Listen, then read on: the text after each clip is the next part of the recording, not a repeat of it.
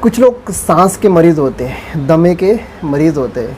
ये लोग एक पंप लेते हैं, इन्हेलर लेते हैं। इनको जब तकलीफ़ होती है सांस लेने में तो ये इन्हेलर का इस्तेमाल करते हैं। इन्हेलर होता है, पंप होता है।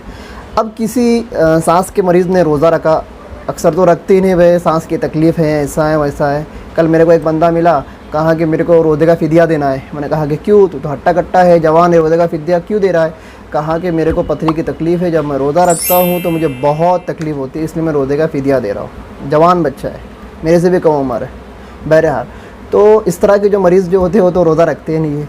और अगर कोई रख भी ले तो मसला ये पैदा होता है कि अगर वो रोज़ी के हालत में इन्हेलर या पंप वगैरह को अगर इस्तेमाल करे, उसका यूज़ करे, तो क्या उससे रोज़ा टूटेगा नहीं टूटेगा? यहाँ पर दो बातें हम क्या करें समझ लें। पहली बात तो ये कि आजकल जो पंप आते हैं कुछ ऐसे होते हैं जिसमें से एयर होती है, हवा होती है, और कुछ ऐसे होते हैं जिसके अंदर मेडिसाइन होती है। क्या होती है? मेडिसाइन।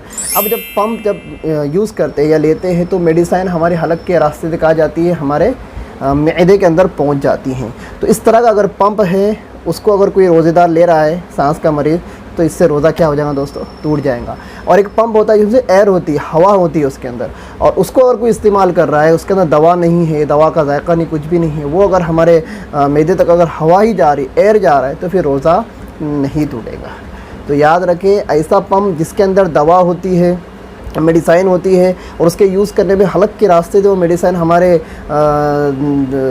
मैदे के अंदर जा सकती है, तो उससे रोज़ा टूट जाएगा। और खालिस एयर हो, हवा हो, तो उससे रोज़ा नहीं टूटेगा।